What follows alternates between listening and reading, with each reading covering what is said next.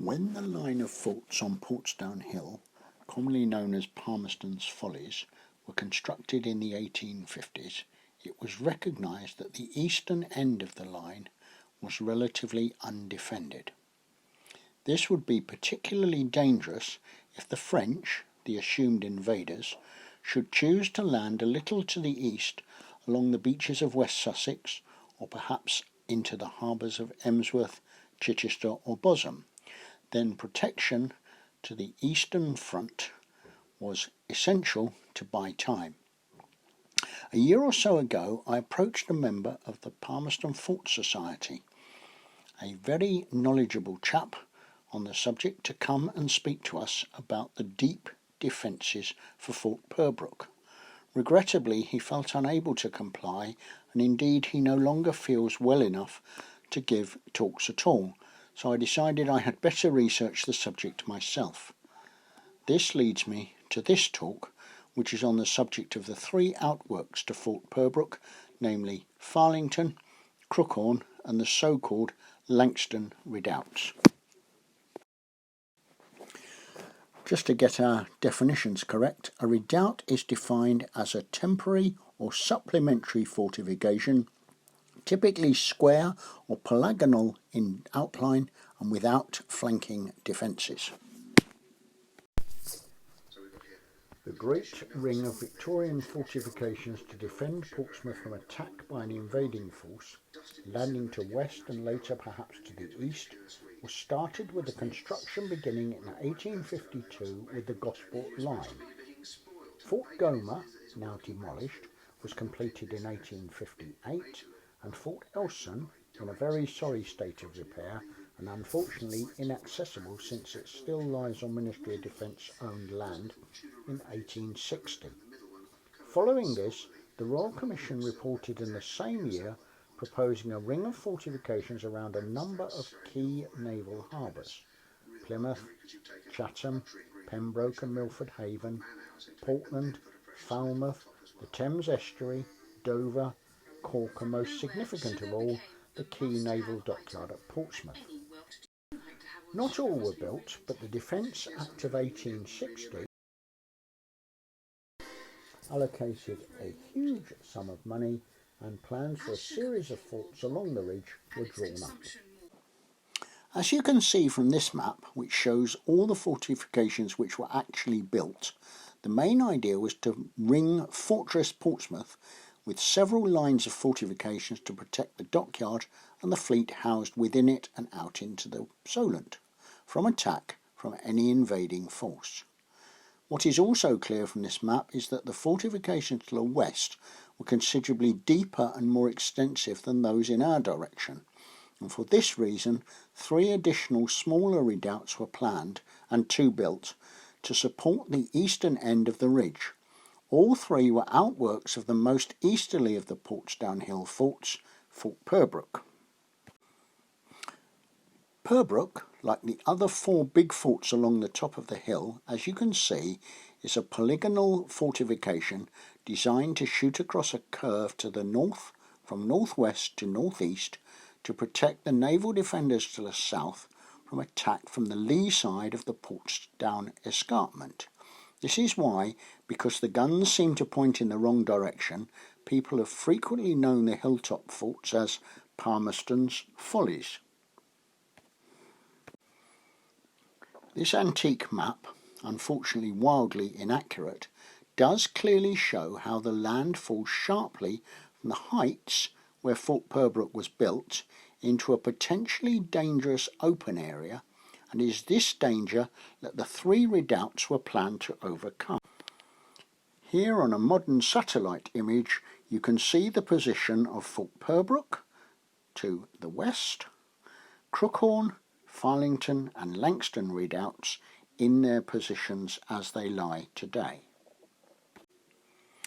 Crookhorn Redoubt was the first to be attempted, with work starting in 1862. It lay to the northeast of Fort Purbrook, and the site can be visited as it lies within the golf course.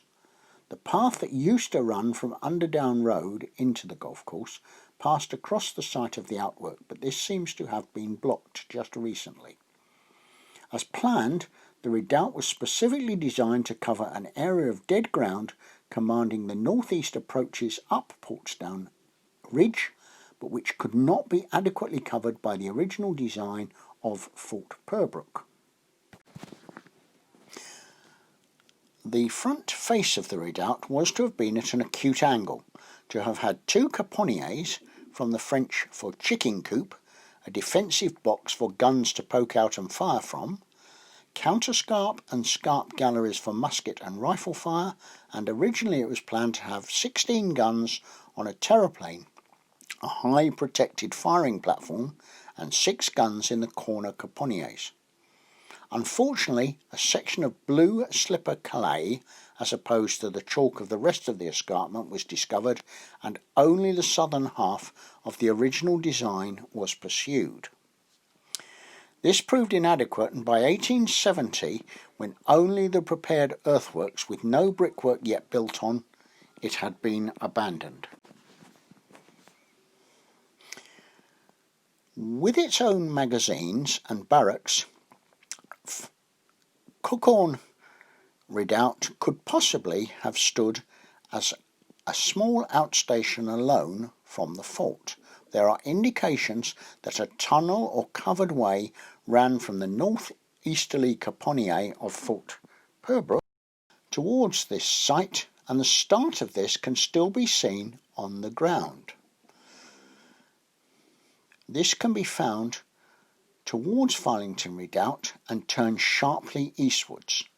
By 1874, only a single outwork was reported to Fort Purbrook, and 2 years later, in 1876, Crookhorn was claimed to have been demolished, although the shape of it is still visible in the ground today.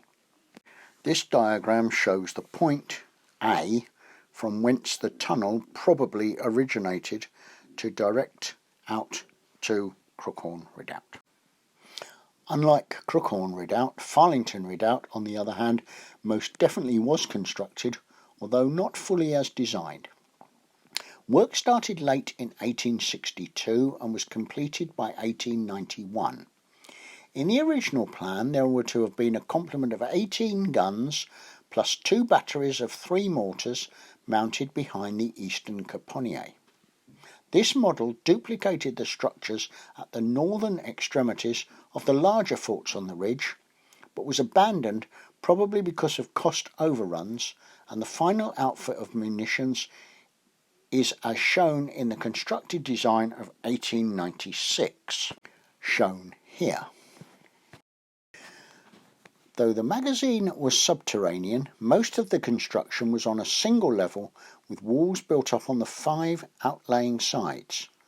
2 64-pounder rifle muzzle-loaded guns were mounted on the clever Moncrief disappearing mounts, which effectively removed the guns from sight of the enemy while they were reloaded, while a further series of guns mounted on more flexible gun carriages were installed in the parapet. Originally, in 1876, it had been proposed that 14 such guns would be kept within Fort Purbrook for deployment along the covered way in time of need. By 1898, this had been reduced to just 7, but kept permanently at the redoubt itself.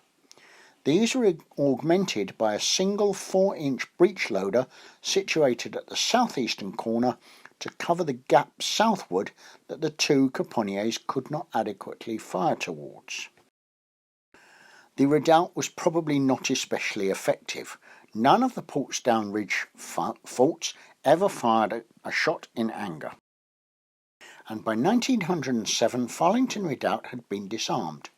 However, it was reused during both World Wars, fitted as a machine gun outpost in 1914, and it was suggested as an anti-aircraft battery during the Second World War, although the 3 chosen sites for these were actually on the other side of the slope, facing north, to take out both incoming and returning aircraft from various raids over southern England.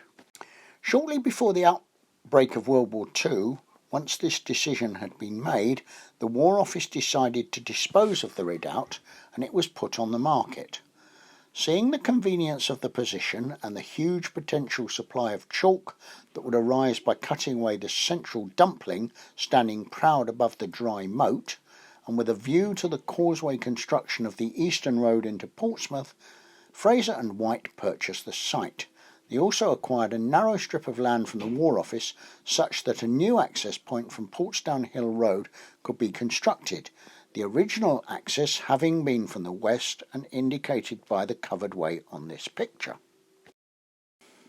The site of Farlington Redoubt was hence converted into a quarry after 1945, and later the whole area was demolished in the 1970s to make way for an underground storage facility for British Gas.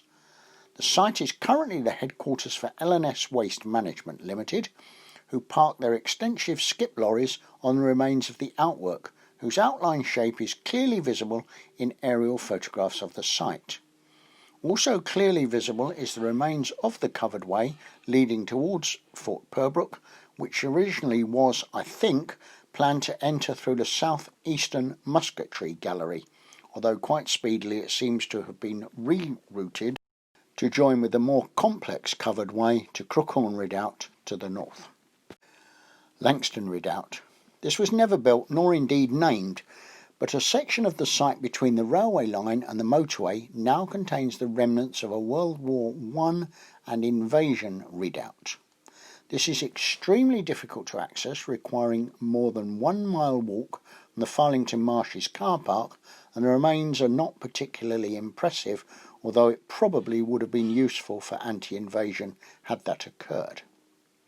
With regard to the planned 19th century redoubt, it was to have been four-sided, and uniquely for the Portsmouth fortifications, but like the Gosport line, this was to have had a wet ditch or moat on all sides. The design is similar to that used for Fort Gilkicker on the southern side of Stokes Bay, and it was originally intended to mount 18 guns. Although never constructed, the plans can be seen. The 1868 investigation were told that an earthwork would be constructed, and there is some evidence for this, although much of it has disappeared under the motorway. There is no doubt that this was a well-chosen site to defend Langstone Harbour and the railway, hence the reason for its reuse in World War I.